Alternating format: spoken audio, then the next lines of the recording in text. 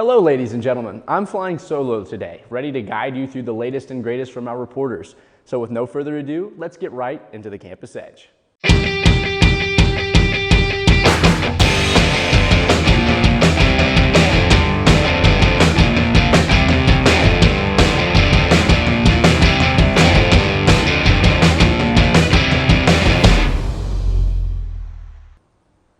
Welcome viewers, we're glad to have you back for another episode of the Campus Edge. First up, reporter Tess Hargrove has the lowdown on what's blooming at the local flower shop. Here in downtown El Dorado, Walter's Flower Shop is a magnificent place to come and shop and get yourself some flowers for any special day. Walter's Flowers was started in 1916 and it was called the Red Bud Flower Shop, and in 1925 Mr. Walters bought this store and changed the name to Walters, and then my wife Lynn and I bought the flower shop in 1976 and left the name the same, and we service several areas of everywhere from Texas to Kansas City to California, so we have customers all over the world coming. My degree is in mortuary science, working in the funeral home, but I enjoyed the display of flowers and that type of thing, and I felt creative, and so I've been in the flower business for over 50 years, making arrangements, and I enjoy servicing people and putting a smile on their face. Valentine's Day is the busiest day because it's a one-day affair. Christmas is over a month time that they let us decorate ahead of time, and so then Mother's Day is the next busiest holiday. So Valentine's, Mother's Day, and Christmas are the big three large holidays. Pleasing people and the enjoyment of working and being creative and having God's gift to help me make arrangements, and we don't really follow pictures. We create it from our ability to put colors and different textures of flowers together. Wasn't that fantastic? Anyways, I'm gonna go buy some flowers and I hope you all have a great day. I'm Tess Hargrove reporting for Campus Edge. Goodbye. Well, I'm just flowering with excitement. Now the holidays wouldn't be the same without good food, and our reporter Alex Jordan has just the right mix of treats anyone can prepare. Now, I love holidays as much as the next person, and Christmas is my favorite because I'm a real sucker for some good Christmas music. So I decided to teach you all about how to make some delicious foods to fill the table with on that holly jolly day. First, we'll be making quiche. Quiche is one of my favorite comfort foods, and it's a great fall food all around. Add eggs, milk, cheddar, and Parmesan cheese all in a bowl, then add the garlic. Pour it into a pan with a crust and throw it in the oven. Fun fact about quiche: it started in the German kingdom of Lothringen, and it spread all over England until it migrated to the US in the 1960s. Next, we'll be making homemade eggnog, which takes 6 egg yolks, vanilla extract, brown sugar, a collection of spices, condensed milk, and normal milk. Now, I did misread the recipe and added 6 whole eggs. Oopsie daisy. Now, throw all this crap in a bowl over some boiling water for about 10 minutes and you got something sweet enough to kill a full-grown horse. Little fun fact about this drink: it was popularized in medieval Britain as not only a sweet treat, but also used as a remedy for when you got a little too crazy at the bar the previous night. Lastly, a staple on the Thanksgiving table, cranberry sauce. You'll need cranberries, water, brown sugar, and a collection of spices. Put it in a pot and start heating it up. It's best to wait until the cranberries start to burst to take it off the heat. Then take a masher and mash up the remaining cranberries that did not burst. Cranberry sauce is the only dish here that was first popularized in the good old US of A. Records from the first European colonies say that Native Americans and colonists alike ate the sauce alongside game meat. I had a lot of fun making all this food, and I hope you learned how to make a delicious Christmas meal. Happy holidays, Grizzlies, and see you next year. That's a lot of eggs, Alex, but where's the turkey? Anyways, stay tuned, folks. Campus Edge will be right back. Hey, Bobo, do trees tell each other stories? I'm sorry. I'm afraid I don't know that. Hey, why don't we go find out? Listen. Do clouds take naps? I couldn't tell you. Dad, do stars visit their friends? Look!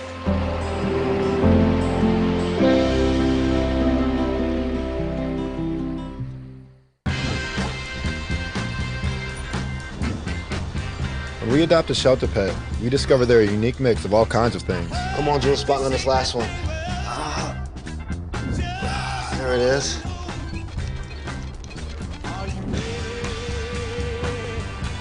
Keep going with it. Leo. They're a little bit of a lot of things,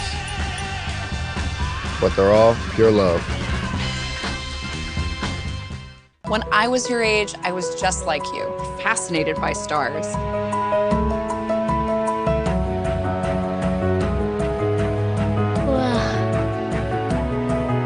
But now I get to search for life in the universe. And who knows, maybe life is looking for us too. So we're like aliens to them? Yeah.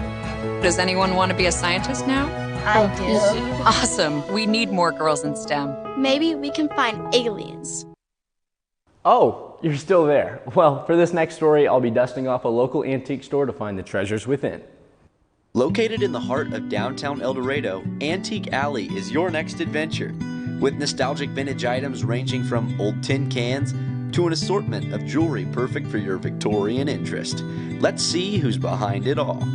I loved antiques since I was a kid. My first collection was when I was 8 years old, and I've been involved in opening and running 2 antique stores. I have 32 vendors currently, and most of them have come through the store and offered to consign stuff or asked if I was interested in buying out. And I take 35% if they price it and 40% if I have to do any research and price it. There are different things that sell for different people. I'm partial to primitives and crocks and kitchenwares and furniture, but then I have people who come in and they like, Victorian or manly stuff. And so I don't know that there's one thing that sells better than the other. But what we do know is the holidays are rapidly approaching. So let's see what's in store. With the holidays coming, I'm getting ready to bring out a bunch of Christmas items and decorate the store a little bit towards the holiday season. And I'll be running a couple of late night events for the holidays. I market by running a Instagram page and a Facebook page. Daily I post about 6 to 10 pictures and then run my hours. And then a lot of my customers and my vendors also share my posts. And with any business, the journey is what keeps them alive.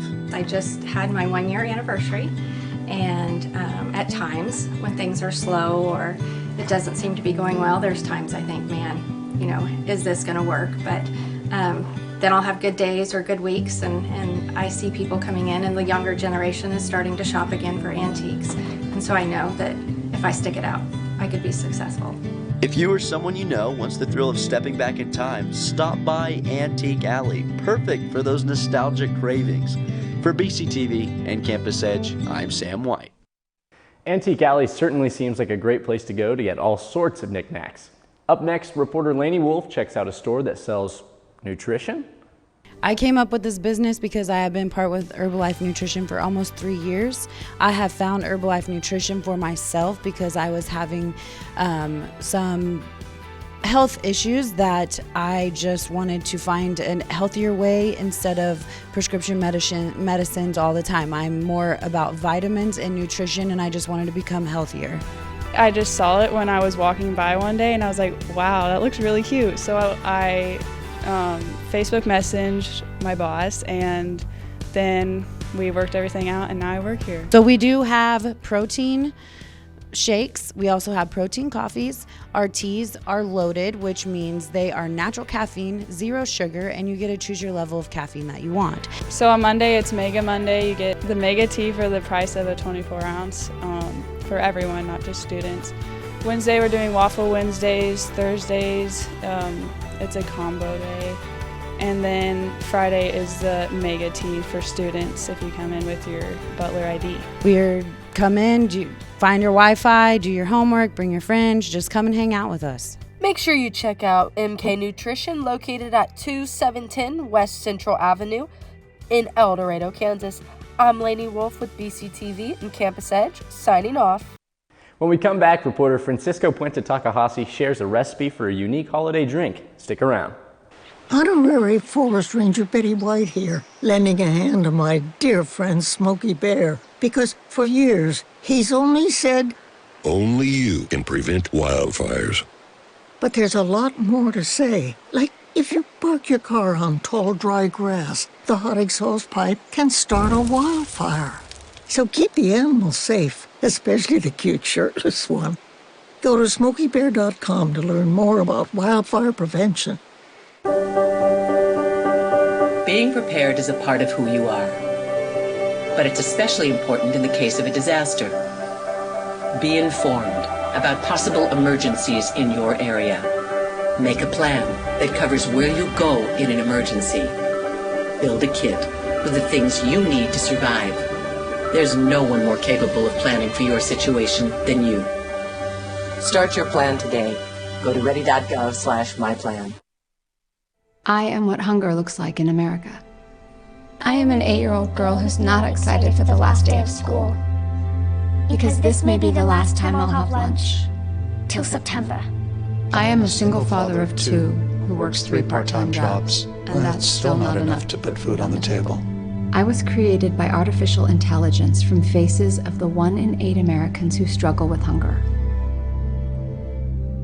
Feeding America, 200 food banks strong. Thanks for sticking around. Next up, reporter Francisco Puente Takajasi shares a recipe for a Latin holiday treat that you'll love. Let's check it out.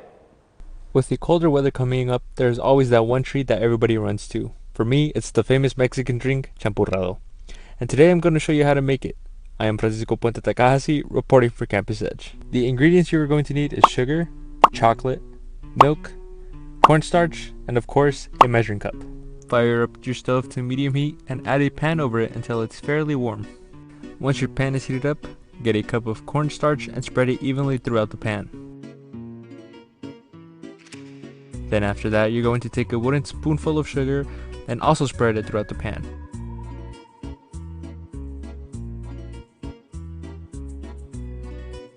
After that, you're going to mix. You're going to want to mix until it turns into a golden brown like this. Next step is getting 2 cups of milk and adding it to a pot over some heat. You're then going to let the milk heat up, and after it's heated up, we're going to add our powder we had just made into our pot of hot milk.